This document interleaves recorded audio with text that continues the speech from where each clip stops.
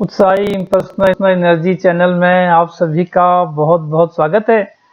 आज की वीडियो में हम यह समझने का प्रयास कर रहे हैं कि क्या अनेकता में एकता संभव हो सकती है और संत समागम में ऐसा क्या है जो कि अनेकता में एकता के वहाँ पर प्रत्यक्ष दर्शन होते हैं।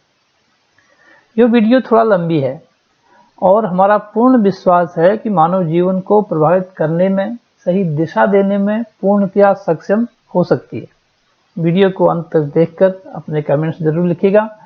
आध्यात्मिक विषयों पर वीडियो देखने के लिए यदि आपने इस चैनल को अभी तक सब्सक्राइब नहीं किया है तो सब्सक्राइब करना मत भूलिएगा, जिससे कि और अधिक से अधिक विषयों पर वीडियो बनाने के लिए हमारा मोटिवेशन हो सके।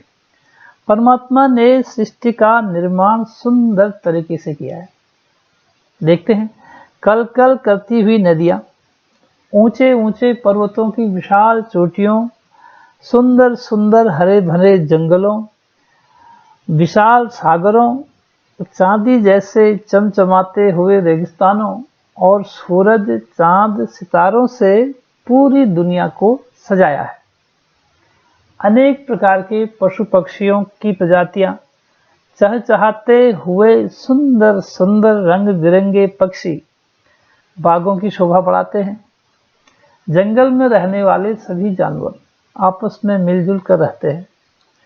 सूरज निकलता है तो वो सारी दुनिया को रोशन करता है। प्रकाश देने में किसी के साथ कोई किसी भी प्रकार का भेदभाव नहीं करता है। सभी को समान रूप से प्रकाश मिलता है। हवा चलती है, सभी प्राणी हवा का एहसास कर आनंदित होते हैं। परमात्मा की यह सुंदर व्यवस्था हमें समानता का एहसास करा रही है।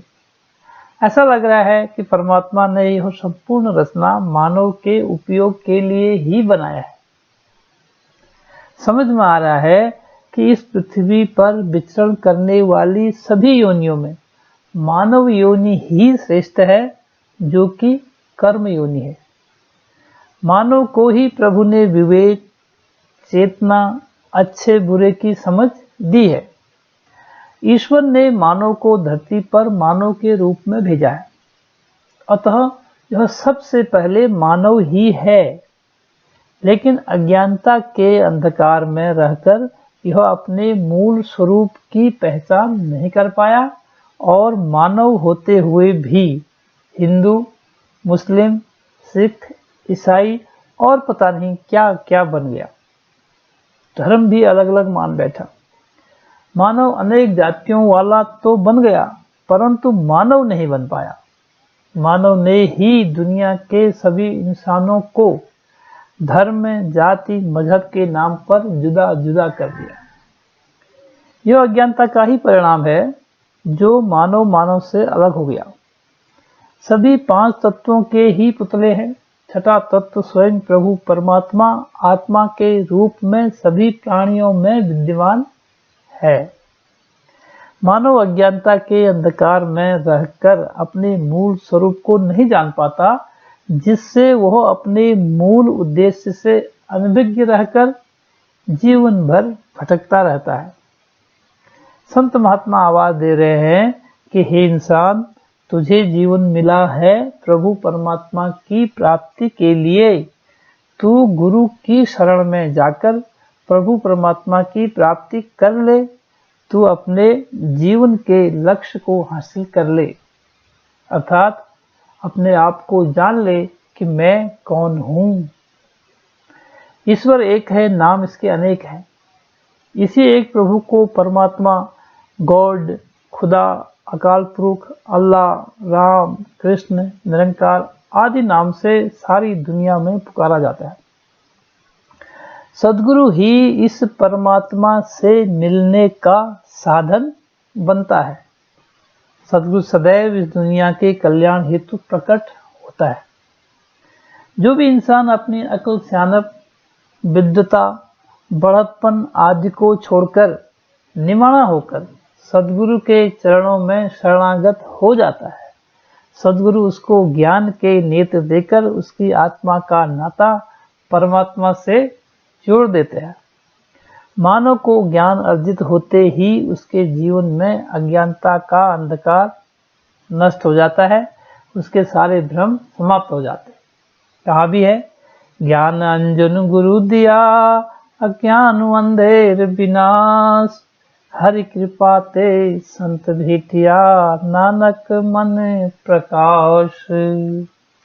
ज्ञान की रोशनी मिलते ही भक्त का जीवन प्रकाशित हो उठता है।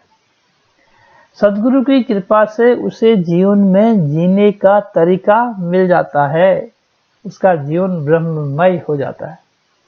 सद्गुरु की कृपा से भक्त को सब में खुदा का ही नूर नजर आता है और इसे एक पिता एकस के हम बारिक की समझ मिल जाती है। वर्तमान में निरंकारी सद्गुरु की पावन छत्र छाया में संत निरंकारी मिशन अंतर्राष्ट्रीय स्तर पर देश में दूर देशों में विशाल संत समागमों का आयोजन कर मानवता का पावन संदेश दे रहा है, जहां सभी प्रभु प्रेमी मुर्शद के चरणों में बैठकर खुशी प्राप्त करते हैं, खुदा की इबादत करते हैं, अपने सद्गुरु को रिझाते हैं। सद्गुरु हर जाति, धर्म, भाषा, वेशभूषा वाले इंसान को एक साथ बिठाकर अनेकता में एकता स्थापित कर रहा है, हर मानव को प्यार के धागे में पिरो रहा है। आध्यात्मिकता का आधार इन समागमों पर प्रेम, शांति और एकत्व का संदेश दिया जाता है, जो निसंदेह समस्त मानवता के कल्याण के लिए होता है। यह बात सभी जानते हैं कि इन निरंकारी समागमों की भव्यता केवल इनके विशाल रूप में फैले हुए दायरे से अर्थात इसके क्षेत्रफल से नहीं होती, बल्कि देश और दूर देशों से पधारने वाले लाखों श्रद्धालु भक्तों के भावों से इंगित होती है। निरंकारी संत समागम मानवता का ऐसा दिव्य संगम होता है, जहां धर्म, जाति, भाषा, प्रांत, अमीरी, गरीबी, पद, प्रतिष्ठा आदि के बंधनों से ऊपर उठकर सभी मर्यादित रूप से प्रेम और सौहार्द के साथ सेवा, सुमिरन और सत्संग करते हैं।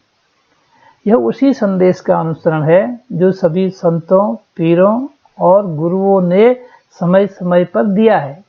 इन समागमों में भक्ति के अनेक पहलुओं पर गीत, विचार और कविताओं आदि के माध्यम से भक्त अपने शुभ भाव प्रकट करके अपने सद्गुरु को रिझाते हैं।